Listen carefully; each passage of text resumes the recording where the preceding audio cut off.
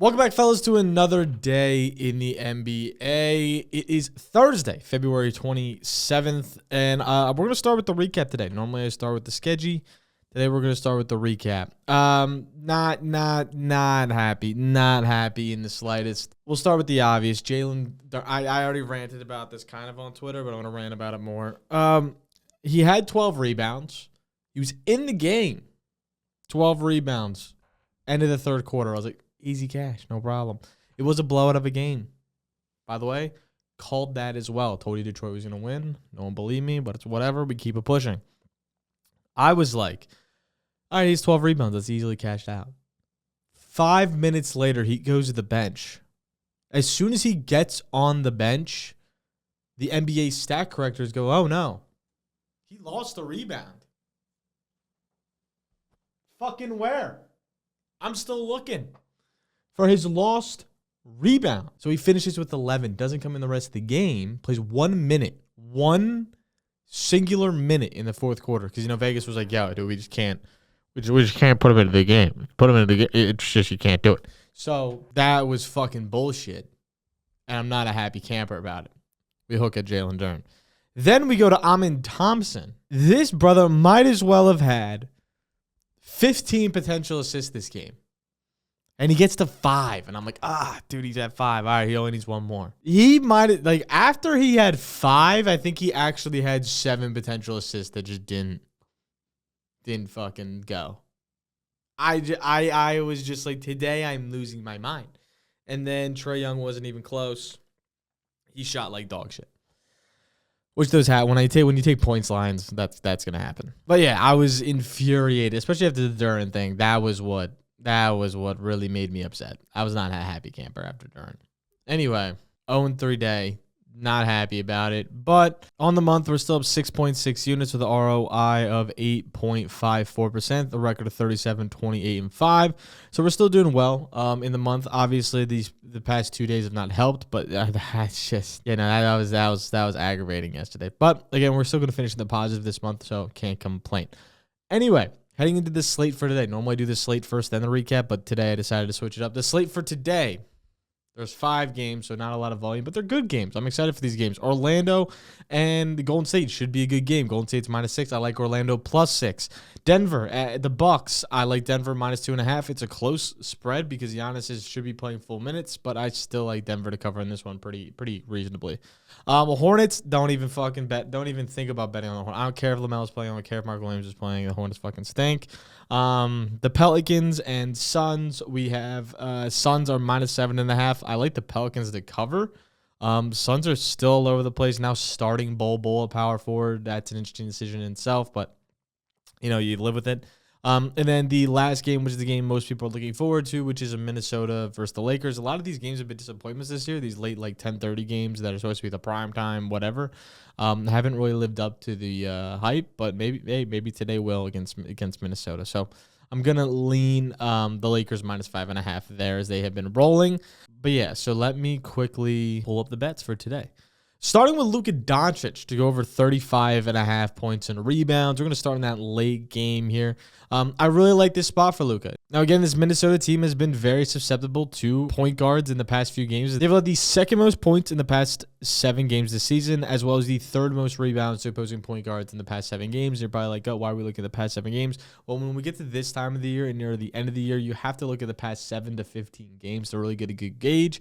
If you're just looking at the season, there's so much that happens within an 82-game season that would completely throw you off throughout the full season, unless their lineup for some reason has not changed, which the Lakers and Minnesota's lineup has changed about 10 times now. And without Julius Randle, without Rudy Gobert, you got to look at all these things. And the past 7 games is definitely the most reasonable to be looking at comparatively to the past season long. So I look at that, and they've given up a ton of points to point guards, as well as Luka. Again, he hasn't been killing this line as of recently, in which that's what people are going to bitch about. But he's at a really good spot to do it here. Again, Minnesota, the spread is close. They've allowed 6 of the last 7 point guards to go over their points and rebounds mark.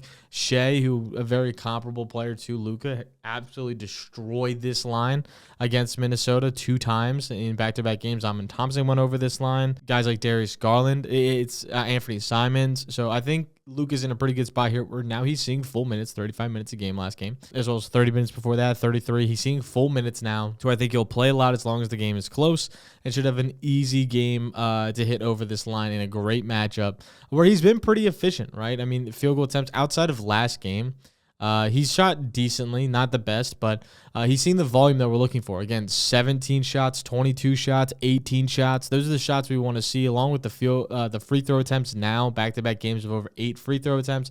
That's more the Luka that we used to see. 9, and 7 3-point attempts. That's what we're probably going to look for today. I think Luka should have a pretty big day and be able to really score a lot here in a great matchup, especially because down low, the matchups aren't as great for LeBron and Rui. So I expect Austin Reeves and Luka to have pretty big days here. Heading to our next play, we're going to do Kevin Durant to go over 25.5 points. I really like this spot for KD.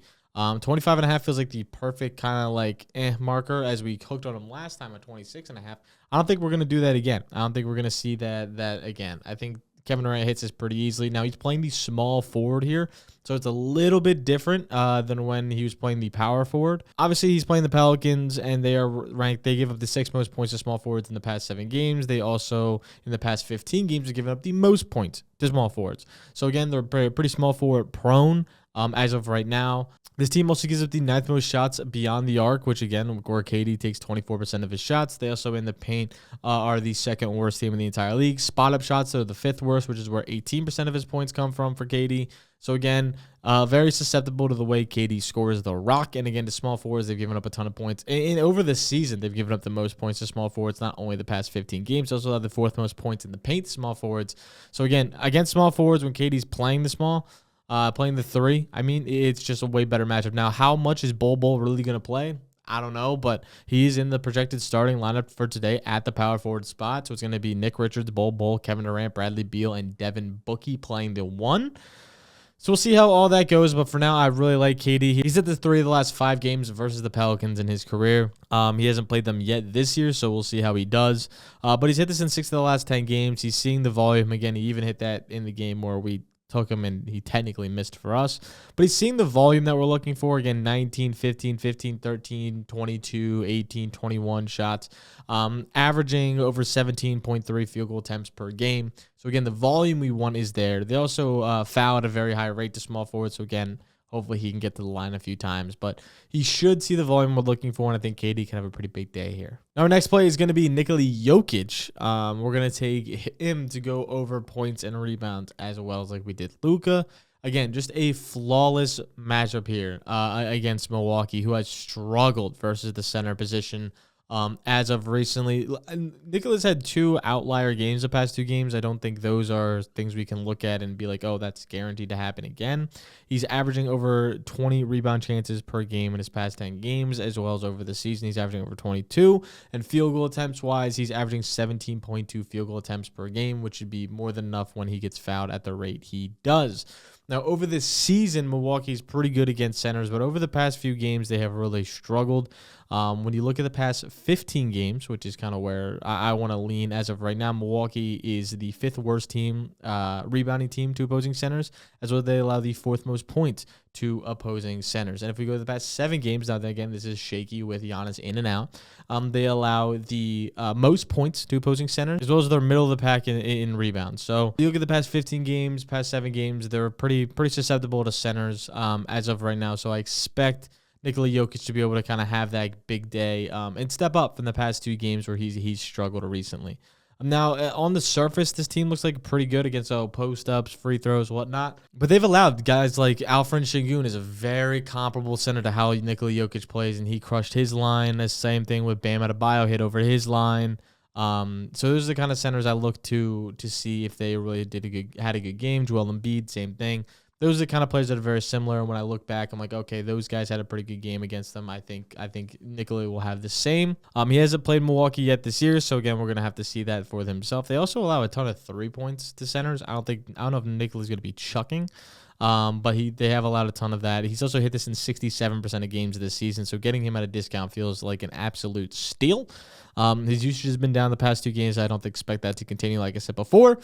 So this should be a pretty easy over for Nikola. Anytime you can get his points and rebounds around 40, 41, 42, I tend to lean that way for sure, especially in a great matchup like Milwaukee. And then for our last play, we are going to take a Hornet just because I'm for the Colchi. And yeah, I don't know why I'm doing this to myself, but I'm doing it to myself. Mark rebounds. Mark will get rebounds. Mark Williams over 9.5 rebounds.